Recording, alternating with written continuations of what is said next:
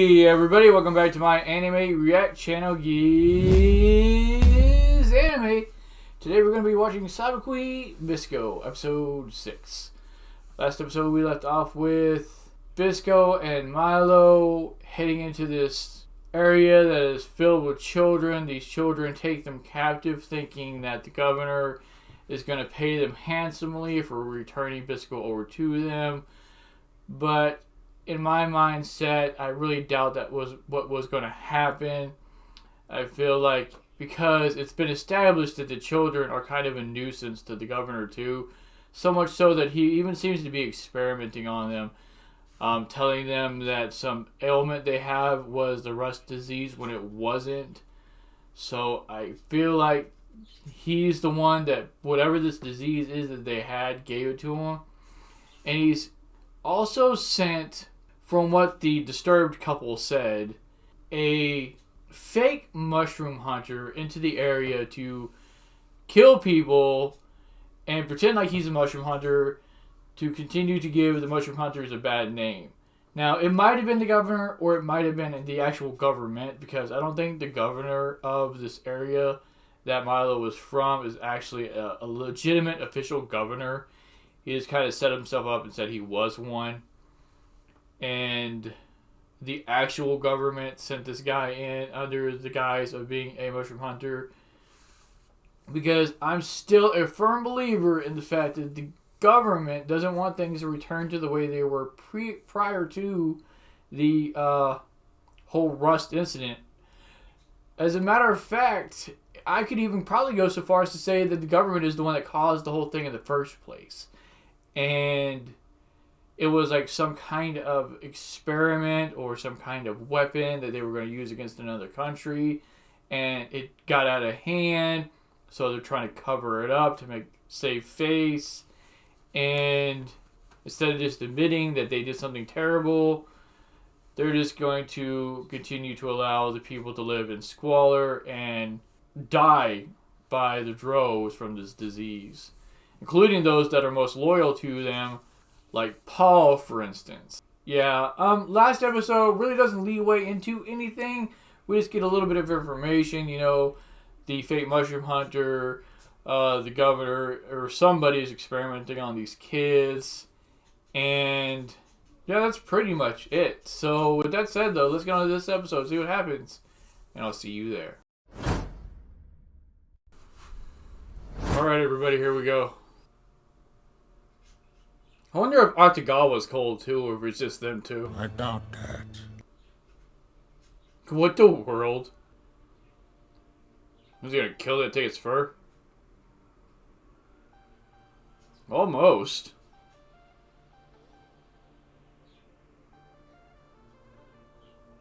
It was a net arrow? Whoa. Not bad, partner. Oh my goodness, look at Milo. Looking all sly. They're being sly. I knew Tirol was in there. Yeah, they definitely do. Like, they just keep running into this girl.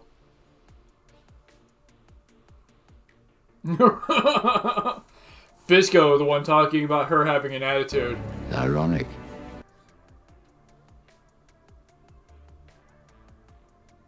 Oh, probably the fact that they didn't get tied up with a whole bunch of kids. If she didn't, obviously.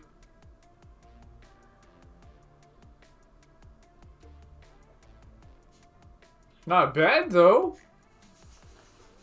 That's incredible. She managed to fix the helicopter up enough to ride it after...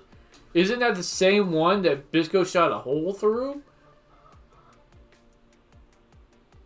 You two children. She definitely doesn't look like she's that much older, if she is, in fact, older than them.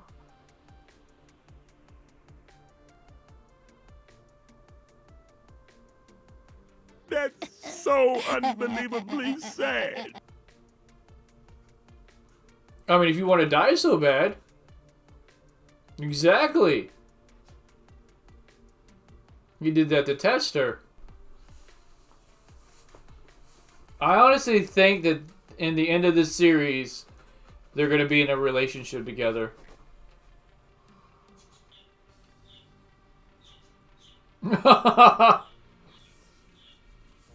Oh, look at these two bicker at each other like siblings or something. Oh my gosh, Akutagawa threw them off. Now that's funny. See, you made Akutagawa mad. What in the world? Why in the world are these guys dressed up like astronauts? Yeah, that's not happening.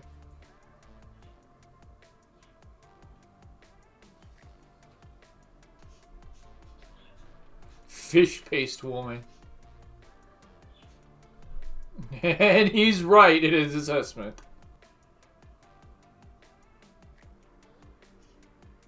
Take the clothes off since you're so upset that I use dirty tactics to get it. I forgot to say it earlier though, but I thought it was kind of smart of Milo being in between them two to keep warm. A secret passageway.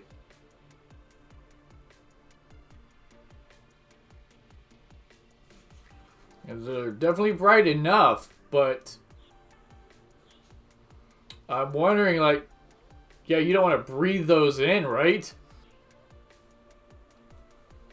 Because I figure that the way those spread out that quickly, like, if you breathe them in, you might get fucked.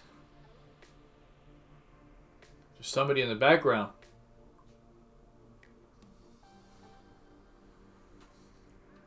Yeah, she is definitely coming in clutch with this little team. Obviously, she's a pretty good mechanic if she can fix the helicopter. So her getting this thing to work for them without having to put in the fare should be a given.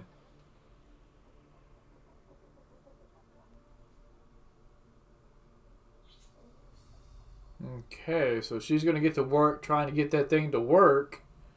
But I'm wondering if she's going to end up maybe leaving them behind because she still doesn't really trust them. Or there's something really going on with her that she just doesn't want to admit.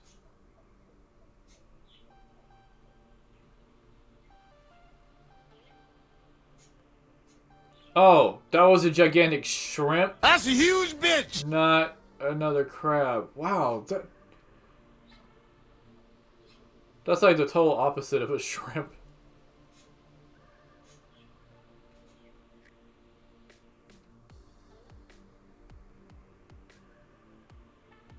I practically died several times. Probably the strictest of teachers. Beat him up. Wow. Talk about your goals. I wonder.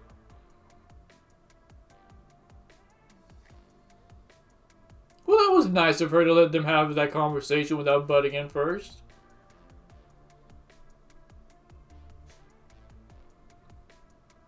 Because of someone he cares about, that's why.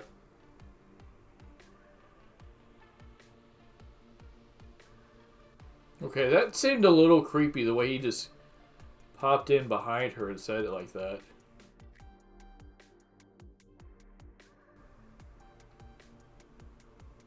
Okay, now they have, like, a better plan of action. They know where the thing, like, I guess, grows around, or what it grows from? Nice. Either she's looking at that like she's wondering what they're talking about, or she's seen it before.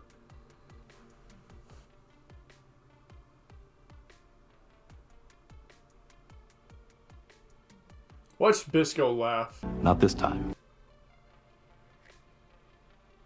Okay.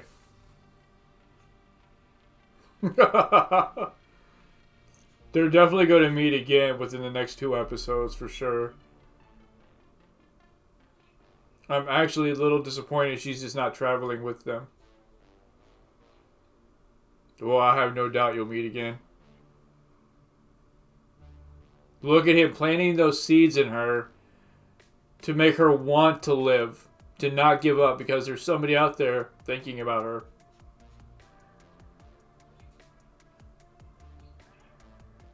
You can do it next time. They know.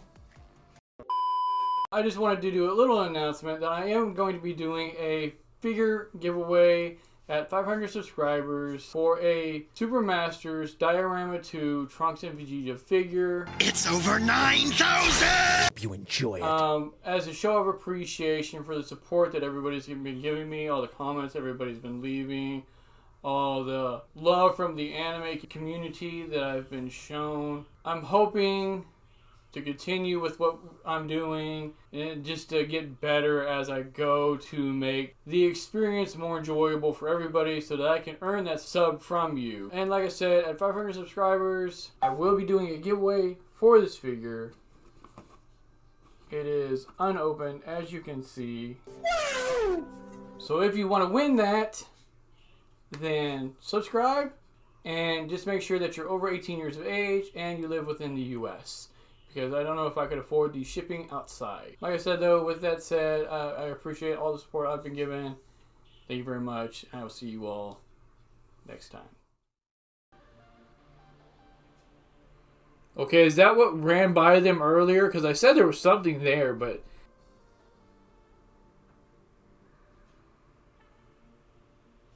How do you shoot oil like that? Imagination. What in the world? Is he destroying the tunnel? Okay. What in the world is this? Giant octopus that's in there? What in the world?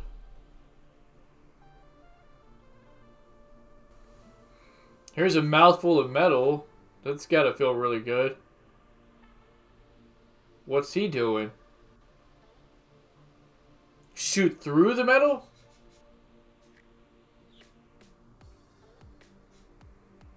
I would think there should be a third rule then to keep your hands steady. You got that right. Gross. Weeping Child Ravine. Wow, that sounds pretty tragic.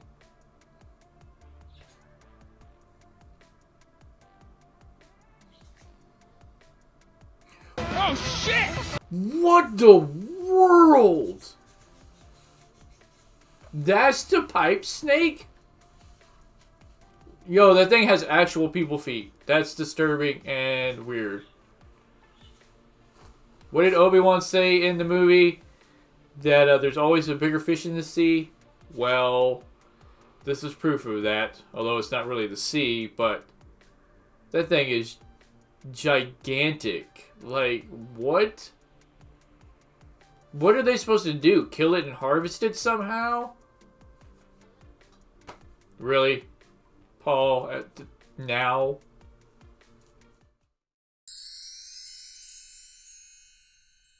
So we begin the episode with the group going through like this arctic looking wasteland, and they're practically freezing out there.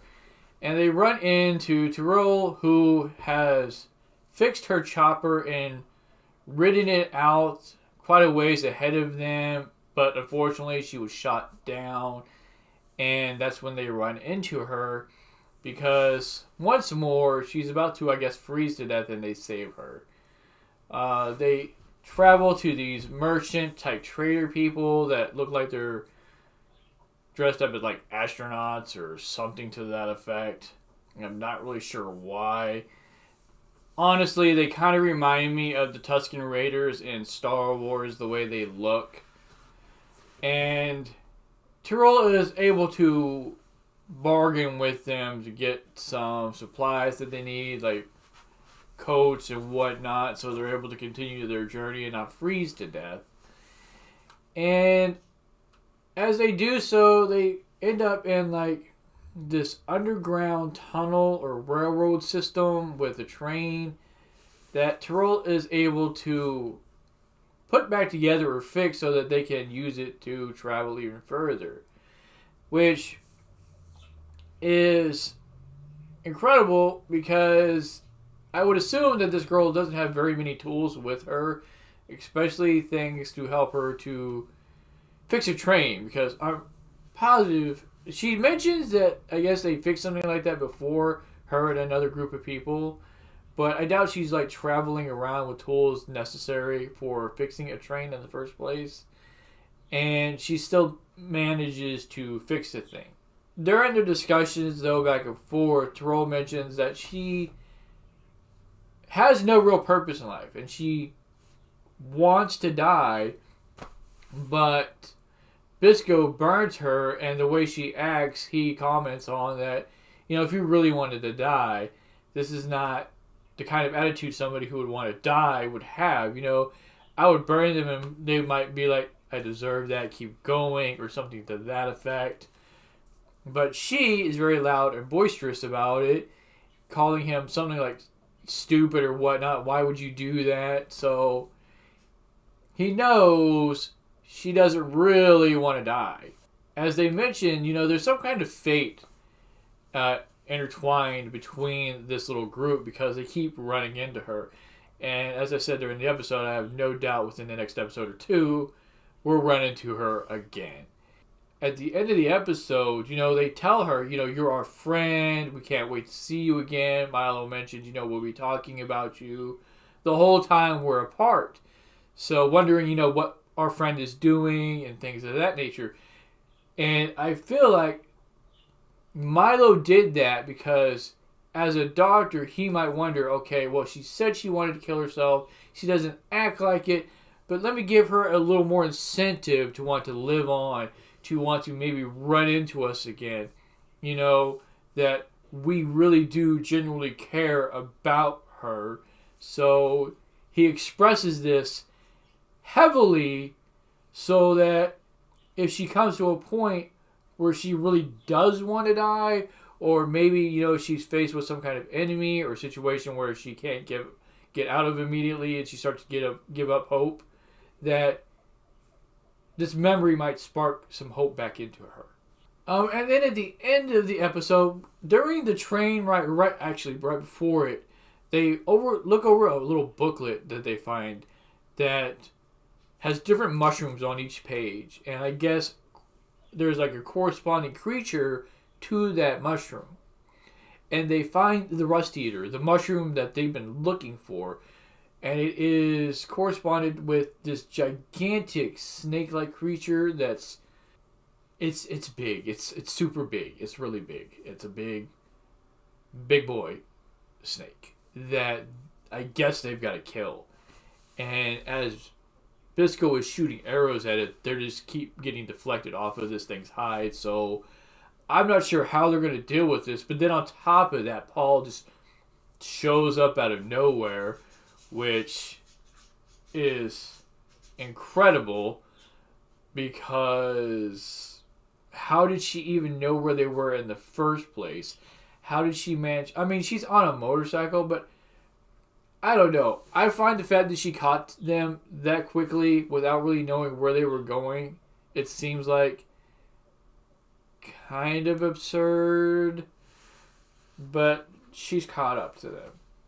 So I expect a little scuffle with Bisco and Paul next episode, but I feel like Milo is going to intervene pretty quickly to stop them from going all out against each other again and possibly killing each other because their goals are all aligned. She's just really naive and doesn't understand how things really work.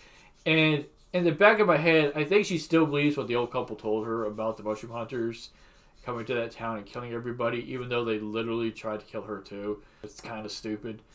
But yeah, I really enjoy Tirol's character, Tirol. I don't know if it's like Tirol or Tirol or what, but her character is really adorable, and her blushing at the end when, Milo was calling her their friend, and she wanted to say thank you, was cute as well.